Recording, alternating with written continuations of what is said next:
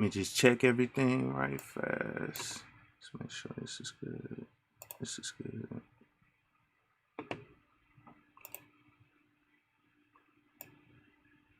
Nah.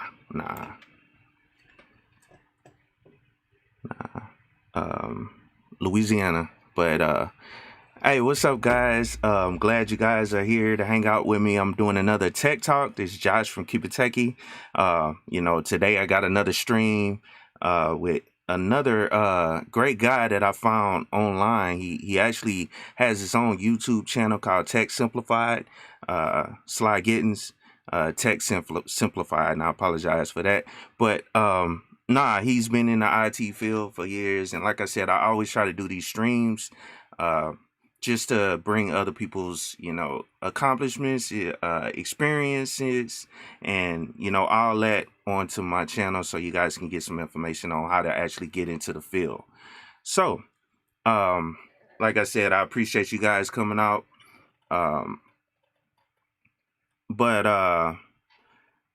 Today's guest, like I said, is Sly Gittens. How you doing, Sly? I'm doing good. I'm glad you was able to come do this, man. You know what I'm saying? I really appreciate you. I kind of hit you up last minute and everything, a couple of days ago, and you was able to, come through and hang with me, man. I appreciate it. But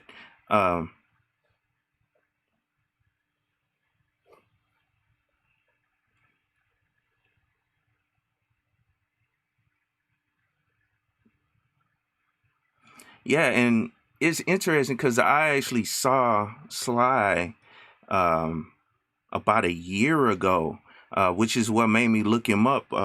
It was on Dion Lightfoot's channel. He did an interview with one of the guys I do interviews with on O'Shea's channel, Gabe A. And because Gabe A's been here, he was like the first person I did an interview with, because I know him from O'Shea's channel. But I remember that interview you did, I think it was like a year ago, man. That made me subscribe to your channel, man. I enjoy your content and everything. But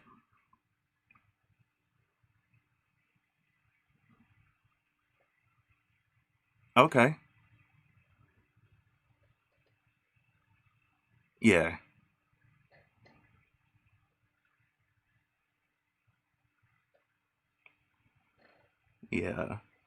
Gabe on it. Mm-hmm.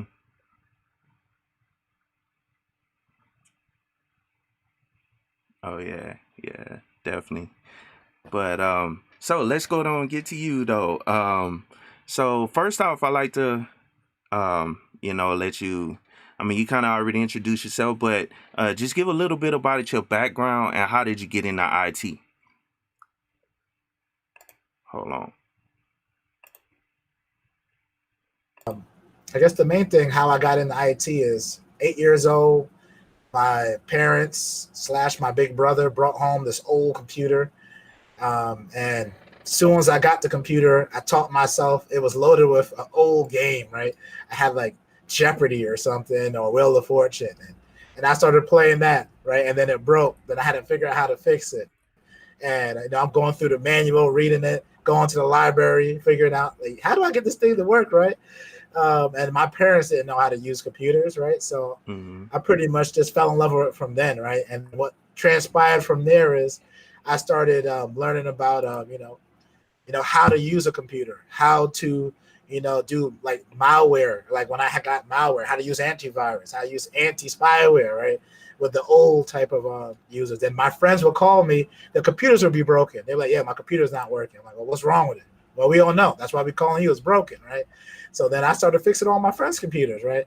And then I, once online gaming and online, the beginning of online gaming, I had to figure out how to maximize my, dial up to do that. Then we finally got like that, like DSL. So I was able to play my Dreamcast online, my PlayStation online, all my computer games online, and figuring out how to, make my router do it, realizing that my internet speed was too slow and finding out how to do that. And then I guess flash forward, I got a job at Office Max, where I stayed in the tech part. It's kind of funny. I got lucky. They needed someone to do like the printers, computers. And I'm like, man, I do this in my free time. So what ended up happening there, on the side, I would get customers and I would go install their computers at their houses and get paid for it. You know, so I called myself Sly the Computer Guy. That was the name. And I would go around and do that, right? Funny that I ended up going to college. I didn't put two and two together to go to school for IT. I wish I could tell you that that was my game plan, but no one in my family really did that. So I ended up going to college for English and business, and then I ended up taking my first tech class. Got 100 on the first test without trying, and the teacher comes up to me like, "Man, did you prepare for this test?" I'm like, "Nah, man, this was easy. I've been doing this since I was in high school." So shout out to David Murray at the University of Buffalo. He ended up helping me out with a few more things. He kept giving me extra projects. Ended up doing not an internship, but a work study job inside of the grad program. We had like a forensic science lab. So I ended up running that, right? So I ended up running that on my free time and remote logging in, fixing the computers. And then I realized I had something going there, right? I took my first coding class, hated that, right? But I had to pass it to get in there. I wasn't good at that, was not focused. But some reason when I took my first telecommunication class, that's the first time, I hate to say it, that I read a book from cover to cover multiple times. And I did it for fun. Like my girlfriend, who's now my wife, would laugh at you because I would spend so much time on that. Then she realized it was about the stuff I would spend time on anyway. So I realized, like, what I start doing is I realize in life is you work backwards, right? So I'm like, all right, if I'm gonna do this tech stuff, how can I, accelerate my career when I get out of college? So I start looking at jobs online and how much they paid. And I realized these tech jobs, I could come out making like $50,000, $60,000, $70,000 if I, do it right? So I started researching in that, and then fast forward, LinkedIn just came out. So I started making contacts in the field and just looking at other people's profiles and figuring out how did they get where they are from college, right? What was their roadmap? So I used that to just help me out. But when I graduated 2011, still kind of recovering from the recession, my first job was a help desk job. I did an internship for 6 months, and that really helped me take some of the theoretical knowledge I had from college, and then actually got some real world experience working with VPNs, working in like high stressful environments, because the company I work with was a government company, right? Okay. And I had to, there's during superstorm, one of the superstorms in New York City, and I had to work 24 hours for free as an unpaid internship. Wow. But I had to set up all these networks, right? They let an intern do that. I had to set up some of the VMs. I had to help, build some of the old computers. And we had a program where I took all the old BlackBerry phones, erased them, refreshed them, and then we reprovisioned it to another branch in there. So that was pretty cool. But I ended up not getting that job. That was the best job I didn't get, because I ended up going back to Buffalo and doing like a pre-sales engineering job at Ingram Micro as a tech support job. And I didn't get paid that much, only $15 an hour. Okay. But when I went there, I looked up at Ingram, you go there, it has all the different vendors, so Microsoft, Google, VMware, Fortinet, all this, some vendors I never even heard of. I'm like, so I just asked them a question. They're like, do you give certifications? Can I take certifications when you pay for it? They said yes. So I like, this is going to be my master's program, right? And I went there, and just to wrap it up, I took all the certifications I could on the weekends. I got VMware certified, Veeam certified, Cisco certified, right? Pre-sales engineering, accreditations, sales job, right? I took whatever I could, right? And then flash forward later, like within less than like 3 or 4 years, about 5 years, I probably went from $15 an hour to over making 6 figures, easy, right? So just that hustle there. So that, it's more to the story, but I felt like probably overkill the question. Oh no, that's kind of my roadmap, right? Just it's one thing you'll notice from me from the beginning is curiosity, right? Like I think the tag I use on LinkedIn, if you ever see any of my posts, is always be learning, right? I take that to heart. Well, that's kind of helped me get to where I'm going now, and it keeps me still hungry now because I know there's a kid coming out of college, whether that be a male or female that's hungry right now, who's studying right now, who's putting in that work, who wants my job, right? Yeah. So it's up to me to keep making sure that I'm fresh, not resting on the success I have so far, because I still got a long way to go. But that's kind of why I took that motto: always be learning, and that definitely helped me out, and always be networking. Those two things. And that kind of rolls right into the next thing I wanted to ask you, like, if someone is trying to get into IT, you know, where do you think they should start? Like, you know, it's you explain your background, but you know, like, I know things change constantly, and you constantly have to, the technology changes. So, what are your thoughts on, you know, where people should start in these days?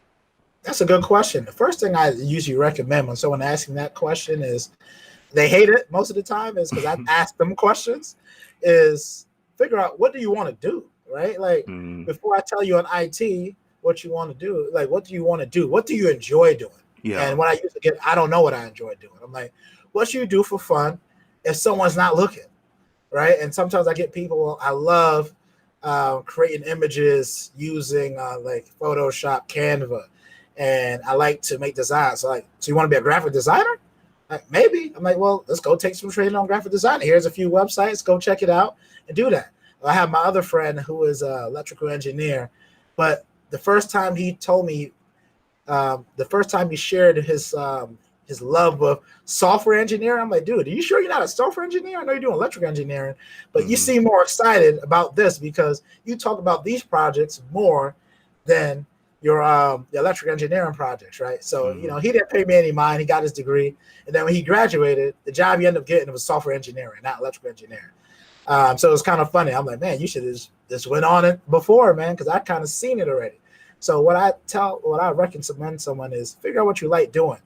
That helped me find a job that I like. So I'll give you a good another example is I like marketing and I like you know, selling things, right? So I'm a pre-sales engineer. So that makes sense, right? I like tech, I like talking to people, and I like selling things. So pre-sales is a perfect job for me. But if that's not your personality, like my other friend I talked about just now, he don't like talking to people that much. Yeah. So his job is a QA, like a, you know, quality assurance.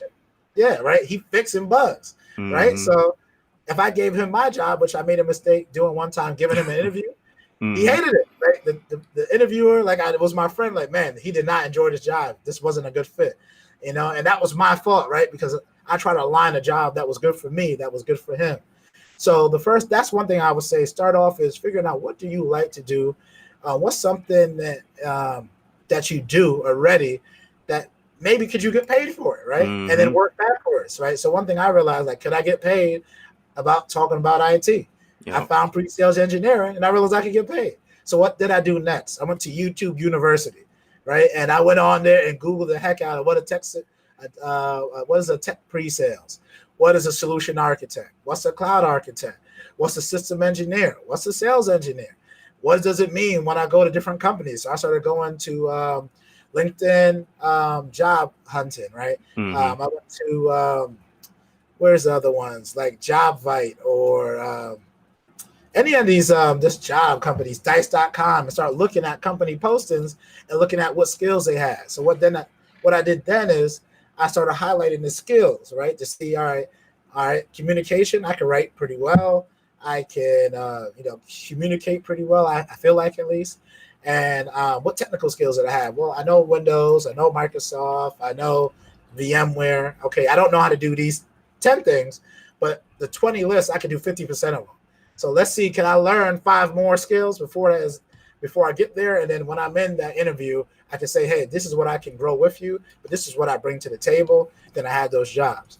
So let's take it one more thing that I'll give them is do research on the industry. Where is the industry going? So if I told you right now to be a help desk engineer, there's still some need for that, right? But isn't cloud engineering kind of the future? Artificial intelligence in the future, automation in the future. So it might be advantageous for you to learn something like that instead of learning maybe desktop certifications, because now mobile is taking over. Now the remote work from anywhere, what COVID-19 kind of created, do you really need a desktop? I can use my phone, probably, it depends, right? That could still be prevalent, but like 10 years from now, what will you be doing? Right? My job, like, will it be here in 10 years? Will automation take my role? Possibly, right? So maybe I need to know how to code a little, right? Or maybe I need to learn, like, one thing I want to eventually learn is IoT, right? How do I become a DevOps engineer? So Microsoft has a lot of certifications on that. So I'm dipping my toe in there to see if, do I have any interest? Or will I be a manager and I won't need those skills, right? So think about what's going to be prevalent today, what's going to be prevalent tomorrow. And then the last thing I would say that just to wrap everything up is, why are you going to work? I enjoy what I do, but I like making money. You know what I'm saying? So I'm trying to get some extra coin. I won't keep it real. But I got friends who don't care about that. Like one of my friends, like I told, electrical engineer, in my personal opinion, his background, he knows hardware engineering and software engineering. And I don't feel like it's a day in time I should be making more than him, right? So, but cases I do. But his job brings him complicated joy, right? He likes solving challenges. What he does is a little bit more like rocket science, almost, right? So what he's doing is stimulate him from a mental achievement, and he get paid a decent amount, but money isn't his ultimate motivator, right? So you got to figure out what's motivating you. Right now, I love my job. I love what I'm doing. I'm having fun. I love the people I work with, but it pays me a lot, right? So that's why I do it. And that's one of the reasons why I do it. So you got to figure out, are you doing it for the love? You doing it for the curiosity pinch? Because I got some people who don't care about money. They just care about what they're doing. And I don't want to sound like I don't love what I'm doing, enjoying, because that's what allows me to put in so many hours. But I think you got to define what's your roadmap. So for me to tell you what to get, what makes me tick. I mean, what I enjoy might be boring to someone else, or maybe my goals might not be high enough for someone else, right? So those are the things. Just to recap: is figure out what do you like and why are you doing it. Like Simon Sinek has a great book, Find Your Why.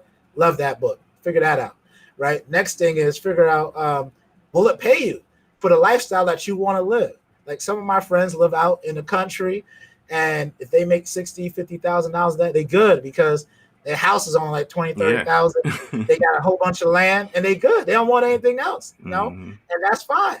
But I got other friends who like the nice cars, want the big houses, so they want to live that lifestyle. So they need something to pay that. So figure out where you are, if those things are valuable to you. And I think once you figure out that, I think life becomes better. Because even for me, like I'm still trying to figure it out. And so I just talked to my big brother, right? And he'd say, Sly, you're doing a lot of things. You don't want to be a jack of trade of everything, right? You got to simplify. You find your swim lane. So that's something that I'll focus on. Yeah, and that's another thing, getting into the IT field. You really don't know where you're gonna end up. Like I didn't have any database experience. I came in as a network administrator and ended up, hopping over to something totally different within IT, you know what I'm saying? So I definitely, understand what you're saying. And it's funny when you say that. I went to school for database administration. I do nothing on databases. Like I learned how to use like Access and then building all these tables in the back end. I don't do that at all. I can't. Maybe I talk about SharePoint. Yeah, that's the code. Like that's it. I don't go to Access. I don't build anything else. If you tell me to do any of that now, I can't remember it.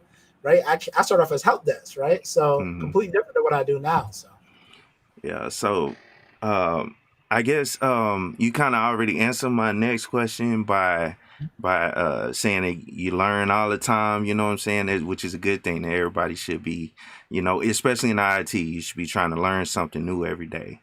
But next thing I want to ask you is, do you recommend people taking the degree route or the certification route, or should they try to balance both in there? Okay, some type of that's balance?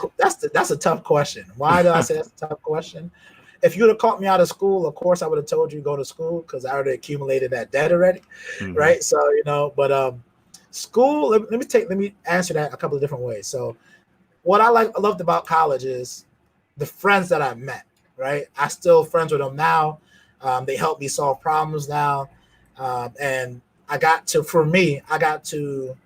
grow up, go from my parents' house into I call it, I'm not on my own. It's like college creates like an atmosphere for you. So you're kind of on your own, but you still got a little bit of your training wheels on, right? It helped me grow up.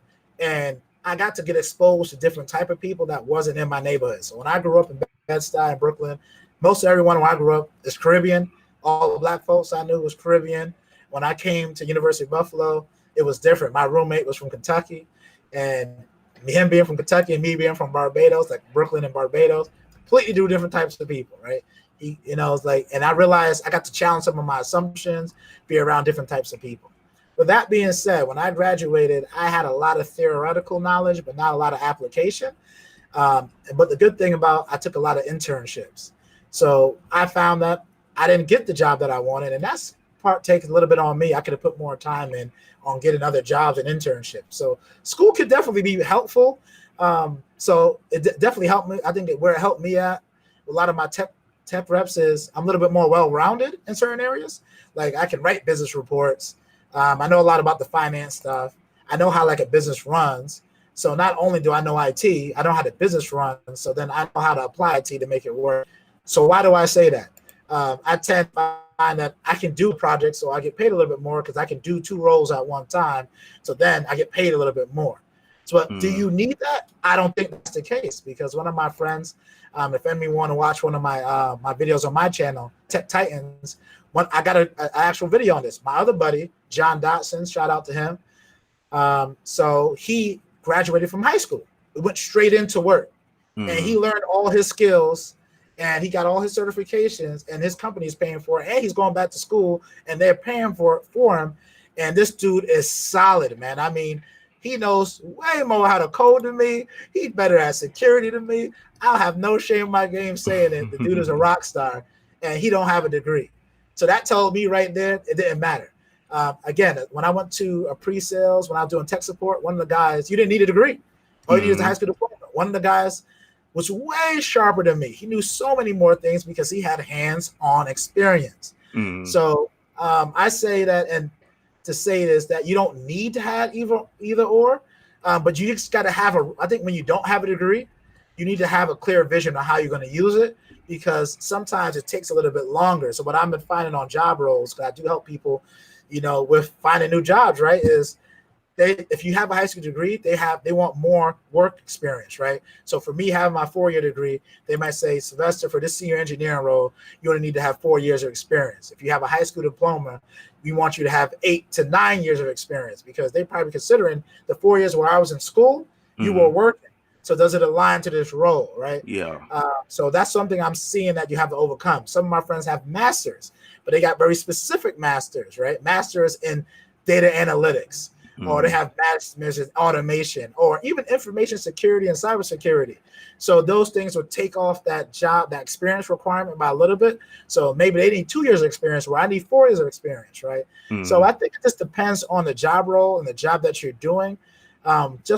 I think if you're doing a network administrator role, you probably know better than me that I don't think you need a degree for that. I think if you go to school and you take like a tech program, maybe a 1-year associate program or 2-year associate program, and get your CCNA, that'd be great.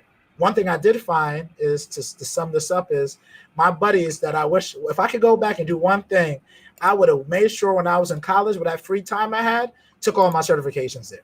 So I got people who reach out to me because I help people train for some of the Microsoft certifications. I had a kid come out, a young adult came out, 19 years old, like, Sly, I'm about to take the MS-500. I'm like, what? This is a senior certification. He told me he passed it, right, after the information we gave and the studying he did. So now not only does he have a degree in cybersecurity, he has a cloud certification in security. He's getting his Amazon certification in security. I need to watch out, right, man? Yeah. Coming out with a degree and the certifications. And what I found is, if you come into the job with the certification, you can get $5,000 to $10,000 more. Yeah. On your signing bonus, even more, right? So that's one thing I always do. I skill up, get my certs, and use that as to say, this is why you should pay me X amount, and this is what I can bring on my value add. Is because if you're a post-sales engineer, you can actually, your company can command more per hour for you if you already have those certifications. So you should get that money up front, because that's the best time to negotiate. Yeah. Pre-sales engineers, again, on my customers see me, not my customers, our company customers see me and they see me those certifications, they get a level of trust. Does that mean you know everything? No, but they got the level of trust, that perception. Same thing, sometimes certain degrees hold from certain schools hold, right? So hope that answered the question. Oh yeah. Oh yeah, definitely. First off, let me shout out a couple people. I had got a couple super chats. I appreciate you guys. Wadner, appreciate it. He says keep the dope tech live streams coming. Super Sly, appreciate the $2. Dr. Phoenix, salute and great stream. Gabe Bay, what's up, Gabe Bay? Glad you're in What's the going building, on, man. Gabe, man? I gave you a shout out, Gabe. You already know I'm shouting you out. So Yeah, I appreciate you guys though. But so the next thing I wanted to, I guess, because since my channel, it's kind of all about Linux, I yep. typically do, videos on all different things dealing with Linux. I just wanted to ask, do you have any experience working with Linux? I know we talked about this before, but, and like how important is it, at your job or So if you use it? yeah. Yeah, at my job, I don't use Linux that much, and the Mm-hmm. reason why I say that is, I guess I work with primarily small to medium businesses, and most of the time, those small businesses use Windows in Mm-hmm. their environment. So maybe that's Azure or on-premise Windows or Office 365. So in terms of using Linux, I don't. But what I'm finding is that I need to learn a little bit of Bash scripting. That's based off of Linux. Mm-hmm. And also PowerShell scripting, right? So I'm teaching myself how to script more so I can scale my demo labs and also how we help our customers and teach them how to incorporate a PowerShell and Bash into those environments. One thing I'm noticing when I'm diving a little bit deeper into my Azure skills is they offer a lot of Linux just machines that you can run in Azure. So I'm Mm-hmm. starting to teach myself that. So I think today I don't use it, but like how we talked about earlier, I think 5 to 10 years from now is that I need to use it because, to be honest, I think you know better than I do is Linux is more predominant in enterprises Yeah. than sometimes Windows is, right? Yeah. So I need to learn that just to be competitive for tomorrow. So Mm-hmm. that's kind of like if you look on my LinkedIn, you see that I'm learning PowerShell. The next thing I'm going to add on there as my agenda, like I try to keep an agenda to keep me honest, is to learn some Bash Mm-hmm. and also learn some Python next, right? Because those some of those Yeah. things that I know that will help me with scaling and like just maximizing my impact and my time management, right? Because I Mm-hmm. could do a lot more, as you know, when you know some Bash or some scripting that can automate some of the features that I do inside of a GUI. So Mm-hmm. to answer your question, I don't use it, but someone coming up, what I would tell them is to learn it, even though you don't think you're going to use it. But what I found is your job changed quickly, and you might get a project that you might have a customer, or internally, if you're not customer facing and you're internal, you might get a new. So what happened if your not CEO, CTO changes, CISO changes, and they have a strict Linux background? And now they realize you have Windows in the environment. You might see overnight that they might want to start switching over to Linux, right? Mm-hmm. So if you proactively learn that right now, it will help you. So that's what I'm trying to do right now. Today, I don't need to use Yeah. Linux, and I think I'd be completely fine if I didn't learn any. But tomorrow, I don't know. So for me, is I like to learn on my own speed, Mm-hmm. my own time, because then I can dictate how much I can learn instead of doing it. So and I know that helped me when I was doing security. So if you talked to me about 4 to 5 years ago, I was primarily in virtualization, data solutions, didn't know really too much about cloud or cybersecurity. But I started to read like Wall Street Journal and seeing that every day cyber attacks kept happening. I'm like, man, Mm-hmm. I'm gonna need to know that. So let me go ahead and teach myself this now. So I ended up taking like an RSA security role, Mm-hmm. and I didn't know anything. Right? I told the hiring manager like internally, man, I don't know this, but I already took the certifications online, so I know some of it now. And I know if you give me 6 months and give me some performance-based merits, depending on what I do, and so it takes the risk off for them, right? They don't have to give me too much money up front, but I get it in back-end rebates, right, or back-end commissions. So that's how I taught myself. So bring it back to the Linux question. Same thing I'm doing now internally for myself is I know 3, maybe 5 years down the line as I start getting stronger and deeper into Azure. And if I really want to be serious and be one of the go-to people in this area, you got to know some scripting, either PowerShell or Bash or both. And that's something that I'm working on towards now. Okay, cool. Yeah. And I definitely agree with you, man. PowerShell, Bash, has helped me in, some of my jobs. So understanding that and at least understanding the basics of it, you know what I'm saying? And that way you can write things that can help automate different parts. And that's one thing I found in a lot of new roles. They're pushing for automation. I don't know Yep. if you noticed that at your job as well, but um, that whole scaled agile framework, pushing Yeah. to where you're pushing out programs and applications that can automate a lot of different tasks. So Yep. you got to understand that Python, you know, and because I mean not Python, well yeah that too, but PowerShell I know is a good thing that they like to incorporate a lot, especially uh, automating a lot of the Windows servers. You can do pretty much, you can manage the whole server from PowerShell. And so, Yep. It's yeah, pretty slick too. Like you can do yeah, that in the cloud and through mm-hmm, the CLI, the command line interface. yep, Like if you're using a Windows environment, like they got Power Automate to simplify some of those things. yep, But I know, especially when I talk to my Azure team that focus on infrastructure, mm, they talk a lot about automation, DevOps, and they even recommended one of the guys on my team, like Sly, if I was you, um, maybe you should get into DevOps, right? I know that's something that you're not strong at today, but you're not getting paid to be strong at that. So this is the time to learn.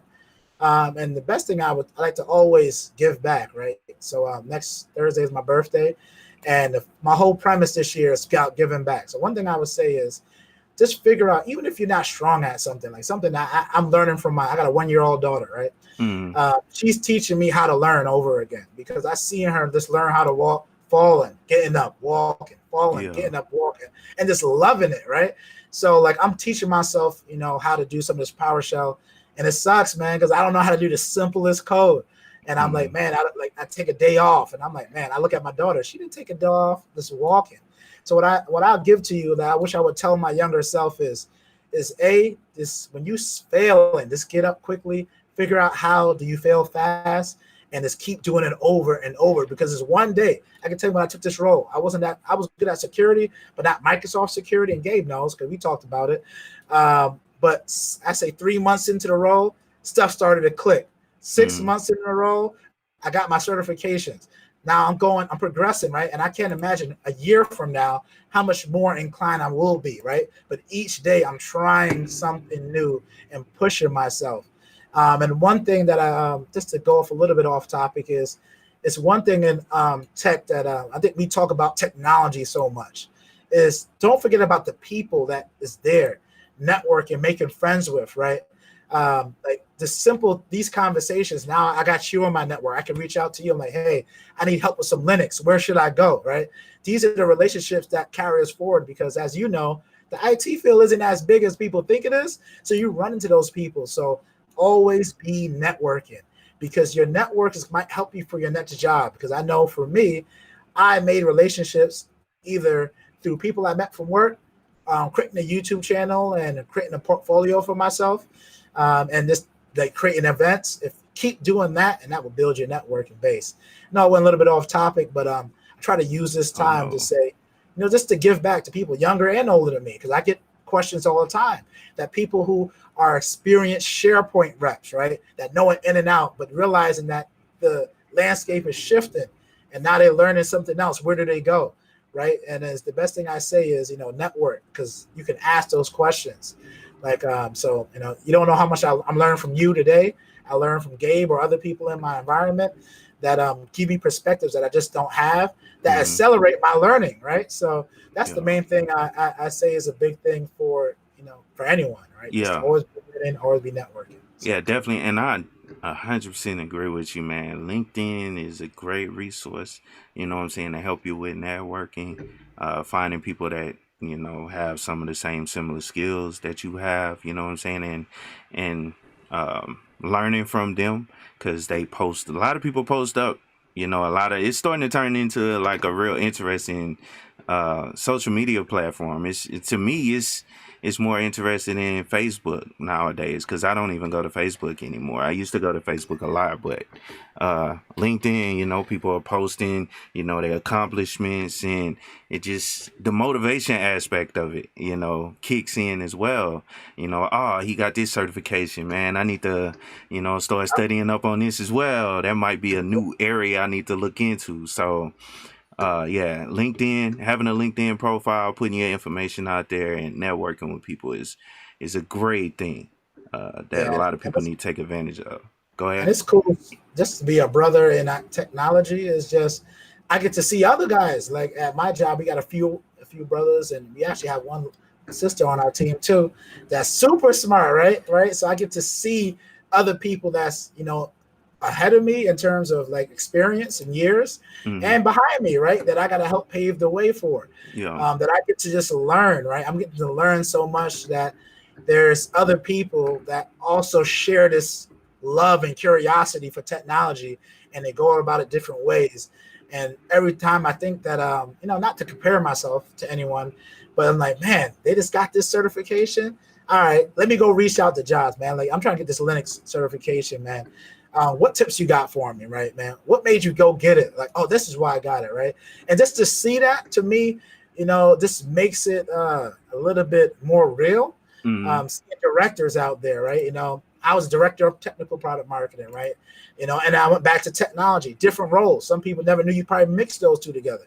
I saw Gabe do electrical engineering and then go to cybersecurity. I didn't know you can put those two together, right? You know what I'm saying? So it's like, it's cool, right? Just to see those things. And that's why I kind of like LinkedIn is. And the best thing I say, some people are introverted. So Hmm. this might not be the thing for them, but maybe I will say maybe you don't create the content, but be a frequent visitor. Leave some comments on there. Maybe you're not the one creating the content, and maybe that's not your personality, but reaching out and leaving some comments on there and saying that you enjoy what they shared, right? Because that's value also, right? So I find that like some of my real, not real, this stereotypical tech reps, you might say, who don't like to be front and center and doing what we're doing today. But you can get some stuff by just commenting and being a part of the community. And I Hmm. think it's pretty powerful. So Cool. Cool. Cool. So I don't really have any more questions because you've already kind of answered a lot of what I was gonna ask, especially when it came into technological advances, how it'll impact your job, IT automation. We all know that stuff is coming. So I guess I want to see if anybody have any questions for you. And actually, I see one question. Uh, Let me see. Hey, Robert, what type of applications are you talking about? It says Robert Hanson. What application have you found and used that was great? That was a great app. And what is the worst one you've used? I'm not sure if he's talking about a particular platform or application in the platform. I don't know. What you okay, think? I guess let's see. That could be a setup question right I there, know, right? right? You know what I'm saying? Actually, I got to tread carefully with this one. That's a good. You got me in the hot seat. I feel like. Favorite application. I guess are you referring to application like tech applications or? I Yeah. guess my favorite application is. Do I have to pick one? I guess for me, I like LinkedIn Learning. So Mm-hmm. that's my favorite application in terms of learning new uh just tips. Mm-hmm. If I want to go out there and learn some better communication tips, writing tips, technical tips, like I'm studying for my AZ 500 from LinkedIn Learning. They got a whole course on it. So I Wow. get to read up on that. So I like that application a lot. If we're talking about maybe, if I'm using videos or create videos, I do enjoy using OBS. Okay. That's pretty solid, and I use Camtasia to edit. If we're talking about applications in terms of like technology, Yeah, he said I like any platform. So okay. Yeah. yeah. So like Asana, I love Asana for project management. I use it for test studying and preparation. So it Mm-hmm. keeps me going each day, what I need to study and focus on. So if you haven't used Asana, the free version is pretty solid, or Microsoft Planner. You can use Evernote. You can use pretty much anything you want, but I like Asana the way it looks and feels. Mm-hmm. That helps me out a ton. And some platforms I don't like, applications I don't like. I guess I don't really have any applications I really don't like, I guess. Mm-hmm. Right? Like if I don't like it, I just don't use it. So for me, I don't really like to bash it. Maybe applications that maybe some more improvement can happen. I like some of the ones I use. Like I use Camtasia, right? 2019 was better to me than 2020 because I could use connections into third-party applications, right? So I let Camtasia know that, like, hey, I'm not upgrading to the new one because it doesn't fit my need because the old one is better. So I guess that's one. I don't know if you have any, but hold on, let me see.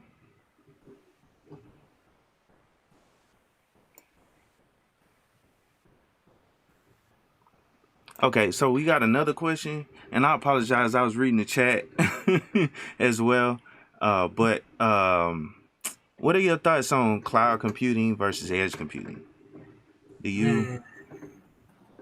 Because I know you okay. work with Azure, Yep. so. So for cloud computing versus edge computing, maybe I'll be 100% honest. Well, when they say edge computing, maybe I just don't have that experience. Mm-hmm. What are they referring to? Are they talking about like branch operations, like having like spin up locations there? Or are they talking about IoT? Maybe I don't know what edge computing is. I'm gonna be Yeah, honest. I don't know what that is. and to be honest, I don't as well. I know what cloud computing is, and maybe that's something I need to look into as well. But edge computing, I think that's different. He finna make me Google it though. That's what I was about to do right now. I won't keep 100% funky. Yeah. Is one thing about me as a tech person, I am quick to say when I don't know something. Yeah. And let's go edge computing. Let's look this up really quick. Yeah, put me on the spot. Let's see. It says edge computing is a distributed computer paradigm that brings computation data store closer to the location where it's needed to improve response time to same bandwidth. Okay.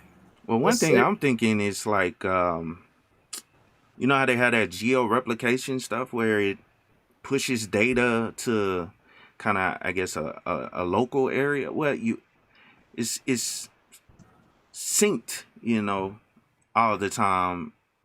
I don't know, man. Never mind. I might be sounding stupid. Right here, I'm gonna call it a loss, man. I'm sorry I can't answer that. I got one more for you though. Gabe A, this question is for Sly. Being an Azure SME, how do you compare Azure to GCP to AWS for security applications?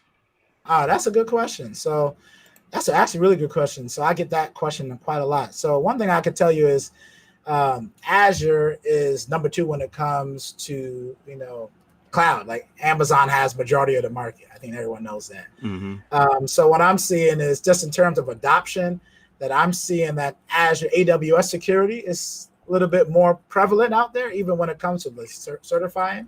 GCP is a solid third. I see like for Kubernetes, I see a little bit more focus for DevOps for GCP than I see sometimes for Azure. Azure now is starting to do that.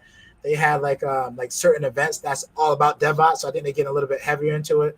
AWS in terms of just normal cloud computing, I'm seeing that just more installed just because the volume of clients who have it. And now that I guess the good fit I see for Azure is if you already have Windows on premises and now you come into cloud, you're going to use Azure for that your cloud computing offering. Why? Because if you go to GCP, if you go to AWS, you got to pay for those licenses. And with Azure, they got something called BOL, bring your own license, and they'll cut off some of that uphead cost, right? That business expense will come in there. So in terms of security, I'm seeing Azure doing a really great job at like just securing it and Azure ID as an identity store, having Azure Active Directory for your single sign-on. Most companies usually use Azure AD, so they got a big thing with like conditional access. If you look at the Azure security platform, it's pretty solid. They got privileged access management. They also have like the Windows Defender ATP. You can integrate that from a desktop platform. So I think one thing that I find with Azure that has a little bit over AWS and probably even GCP is the raw enterprises that use some type of Microsoft in their environment. So one thing with Azure, it ties into the Azure Graph that takes all the telemetry from all these different signals throughout the Microsoft ecosystems from all their clients, and it uses that to make better automation decisions or like artificial intelligence decisions. So like something simple as if you want to use like identity access management, they have something like sign-in risk. It can understand your environment and create behaviors based on your signing. So if they see something out the ordinary, they can, block it beforehand. Something that Mm. they also ingest is community data to see what's normal, right? They use that as for their different just algorithms, right? So what I'm finding, GCP and AWS don't have the organic base of users as much as Microsoft. So, and maybe that might be my jaded views because I focus on that primarily. But that's kind of my view, right? I'm seeing GCP more in the DevOps world, just because they seem like they have a tighter play there with Kubernetes and maybe containers. I'm seeing AWS maybe on a compute side, just because more people have it and it's been out a little bit longer. I think it had like a 7-year head start over the other competition. And then I'm seeing like SMB, that middle space. I see Microsoft playing in it. And of course, they play in the enterprise space. But if you have Microsoft licenses, it cuts off that overhead for paying for the service as well as the license. So, and one thing I think Satya, the CEO of Microsoft, did a great job is third-party integration, supporting Linux, Mac, and all those different things. So that's kind of my, I guess, perspective. And again, that's my limited viewpoint. Someone else might have something different. So, Mm. Yeah, let me ask you this though, since you brought it up. Do you work with containers? Because I've yep, go never ahead. actually met anybody that actually worked with containers at their job. Like, I've Mhm, used containers, just playing around with it on Linux, because they do mhm. have the Linux containers, and then they have, Kubernetes, and Yep. so have you actually worked with do you work with containers though? On a day-to-day basis, no. No. So my job is pretty. So I guess I got to explain my job. My job is a little bit different than most people's jobs, right? So my job is to train the actual resellers. So when I say reseller of a particular product, so Microsoft comes to Ingram Micro, a distributor, right? So this is the channel model. When you hear channel, you might see a channel engineer. When they say channel, it's this channel model. You got a vendor, say Microsoft in this case. You got a distributor, and then you got a reseller. Then you got a customer. So as a distributor, Microsoft talks to us. Our job is to train the Microsoft resellers, or sometimes, or they come to buy the product from us, right? But my role is to educate the trainer to go out and sell it or install it with an Mm-hmm. actual end customer. So on a day-to-day, I'm not doing it. So, Okay. but I use it in, I guess, in my demo environment. So I Mm-hmm. use Kubernetes, Docker, Okay. um, Yeah. and I just test it, but I don't use it on a day-to-day basis. So no. So. Okay. Okay. No, that's cool, man. Cause I've been interested in it ever since I found out that I think that's how Netflix handles their video streaming. From what I think I read an article or a talk or a paper that came out. I can't remember, but where they use containers to push out I don't know, and maybe I I don't. got a, Maybe I I get. got a Go ahead. I got a question for you, man. So Hmm. for me, always being like a Windows guys, what am I missing out not using Linux, right? So a person like me who don't, I used to use Ubuntu back in the day. I don't use Hmm. it anymore, but I used to. But that's the extent of my Linux line. What am I missing? Like, You talking about personal, or are you talking about hmm, like that's a good question. at a job, or I which guess I guess both. I guess both. both? All right. Personally, Well, what's the advantages of me using Linux? yeah. So, Well, I start off with the personal side.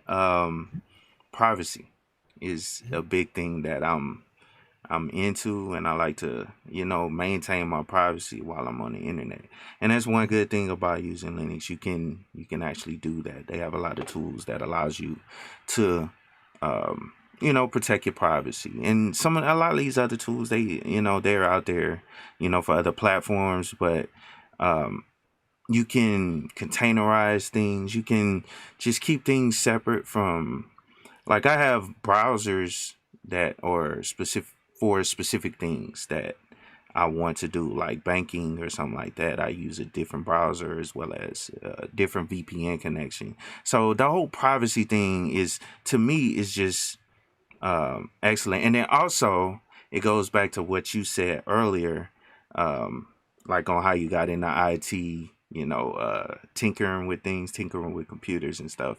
I've always been that type of person to tinker with stuff. So I always like to uh, just figure out things. Like right now, I purchased a new laptop recently, and it's just that whole excitement of going through and installing the full operating system. And you can, cause I'm actually installing Orch on this laptop, and Orch Linux is kind of considered a intermediate to, I guess, Horde version of Linux, because you have to go through and install everything piece by piece and set it all up. Like with the whole partitioning and of the drives and all that stuff. And it's all command line. You know what I'm saying? You got to sit there and figure it out. It's just a blinking cursor right there in front of you to figure it all out. But it's just the whole excitement behind it. And then, like I said, I never worked with Linux on the business side or in any positions or any jobs or whatever. But I worked with, well, actually, I take that back. I worked for one company as a system administrator, and the other system administrator, he kind of turned me on to Linux. That's how I got into Linux. And for their network, they allowed, I mean, since we were running it, we were allowed to use whatever operating system we wanted. So he helped me install it, and that kind of, hopped me into it. Shout out to Ill Will, but he's the one that actually got me into Linux and just start, my whole little Linux journey, so to speak. I don't know if that answered. Yeah, I definitely answered the question for me. For sure. Oh, that's cool, man. Yeah, I feel like it's like preparing your meal at home by yourself. You gotta get all the ingredients and put it together, and then you going to a store or ordering out, and the food is coming to you, right? I feel like Windows, all I gotta do is put it in, turns on, fill out some stuff, and the operating system is there. Yeah. Right. But you're right. When I used to have Ubuntu, I used to make sure that I had like my private browsing or like different like VPNs I would install in there, or like just everything. It's more customizable. It's pretty cool. Yeah, and they do have, a lot of those distributions out there that are just like Windows. You just pop in a live USB and go through the installer, just hit next or whatever, and you have a working desktop. And also, I enjoy, and see, this has opened up a can of worms of stuff I want to talk about, but the applications, there's plenty of applications out here that are open source free that a community has written, and it's not something you have to pay for. Like, for instance, I know you said Photoshop, they have what they call GIMP in Linux, which handles all the graphics design stuff. But hey, I'm finna take over and make this not about you no more. Let me stop. Oh, this is great, man. This is the best part about I think about tech is I'm learning from you now, right? Because I used to use GIMP on PC, right? So I used to use that before, and then so that I'm learning about you. So I guess what else you got for me? So I mean, like pretty much anything you could think of. Oh, you're saying what else you got for you? I'm sorry. Let me see if they have any more questions. I apologize. I just wanted to see if they had anything else. I guess the one thing I get on my channel often is how do you kind of express your achievements on your resume? So I think that's just maybe, I don't know if that's outside the context for this call, but oh no, I'm finding that especially right now. So I got a lot of friends that might have got furloughed, right, from their jobs. So now they're at home looking for new roles. Yeah. So they're like, well, how do I talk to my gap in my resume, right? But the first thing is that a lot of people, you're not alone. A lot of people are losing their jobs right now, right? If you're going through that. But what you can definitely do on your time is create projects, right? Yeah. Whether that's learning, certifying, like we talked about, always be learning. Create your own YouTube channel. Create your own website, your portfolio. Maybe see if you can internship at one of the companies, right? Maybe you can't get hired right now, but maybe you can intern, do some free work, right? Maybe you can join, like I got a few friends that join boards of local companies who are maybe like one of my friends is really good at cybersecurity, right? He can, he helps like non-for-profits, right? For free. but it helps him that he can put that on his resume. Like, hey, I was acting like CISO for this not-for-profit to help build their security practice and their posture up. So what would happen from there? The people he meets there, those relationships he can use those as references. They find him jobs or they find him new opportunities. That's something that I think is pretty that's apparent now. Another topic that I get is like we talked about, how do you even get into IT? I think we talked about that a little bit. Is if like I had one of my friends who was a history major, and they have no technical background. I'm like, well, you do. Like do you use a smartphone? Like, yeah. Have you ever used like Gmail? Yeah. So you use a SaaS application. I thought you said you never knew what SaaS was, but you're using one. You might not know what it was, but you've been using IT. Yeah. And then some of the things that this individual was doing was actually more technical than I knew how to do. So I'm like, wait, you're using IT, you just don't know it, right? So I say, just fine if you're trying to get into IT, start with YouTube University. That's a good place just to get started. I say you got another resource that I like to share is Coursera.org. You can take full college courses. I've taken classes from Harvard, MIT. I never had the grades to get into those colleges, but I can take it for free online. And shoot, they even have free classes on the web. If you go into the colleges on their websites that you can take. Like I take a whole bunch of their trainings, or even YouTube. Yeah, have you heard of edX? Yeah, edX. I love edX. edX, Coursera. I use Pluralsight. That's not free, but you get free training. LinkedIn Learning is a great one I talked about. Lynda.com, I think, is kind of LinkedIn Learning now. If you want to learn a little bit more about like maybe video editing, like Photoshop or like Adobe Suite, I use something that people probably don't know is KelB1. My mother-in-law told me that because she's a professional photographer and cinematographer. So I use KelB1. That's a pretty good spot that you can use. LinkedIn, again, following certain people on Twitter. I learn a lot. I got a couple of people I follow on Twitter. Those are some tips that I find that the information is there to get started. Sometimes you just need to take a risk and do an internship. Okay. So. Cool. Nah, man. But so I want to go on and close it out. It don't look like any more questions. But I just want you to go on and shout out your channel and tell everybody where they can find you. Yeah. Okay, sweet, man. My channel is Sly Gittens, Tech Simplified. If you're searching in YouTube, you want to see a little fox with a hoodie on, right? That's me, Sly Fox. You can find me on LinkedIn at Sly Gittens. I'm on Instagram. I got a Facebook page. I even got a Facebook group for cybersecurity professionals. And yeah, you pretty much find me anywhere there. And yeah, if you got questions, feel free to send me a message on LinkedIn. I definitely would add you and we can take it from there. Or if you got ideas for me, if you come to my channel, what you can find is I do a lot of certification videos. I do like a career help videos on like tips. I give different careers. I bring on different professionals similar to what I'm doing today. And I also just talk about certain vendor technologies and how you get in there and resources that I leverage. So that's me in a nutshell. And it was great being on here. Again, thank you so much. I love what you're doing for the community, and I'm glad I could be a part of it. No, man, I definitely appreciate you allowing me to come on. Coming on and everything. But I also put a link to your channel in the chat. So if anybody's interested in, Sly's channel, that's his channel, it has all his links there. So like I said, I appreciate you, Sly, for coming on, man. And it was good having this tech talk with you.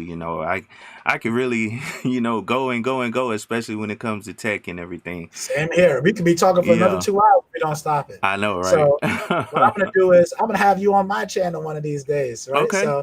So then you can talk to my channel about Linux, because I got a lot of engineers who go on there who do Linux, and I can't give them what they need. So you can just join mine. So what we could do is I do one on my channel. Okay. And then we can shout out your channel on my channel also. So, because I think my audience would love to hear this type of conversation flipped around, right? So, yeah, I appreciate it though, man. Hey, thanks for coming by, and I appreciate all you guys in the chat, rocking with me. You could be anywhere else, but you're here with Keep It Techie. I appreciate you guys. And you guys have a good day. Yeah, peace. Peace.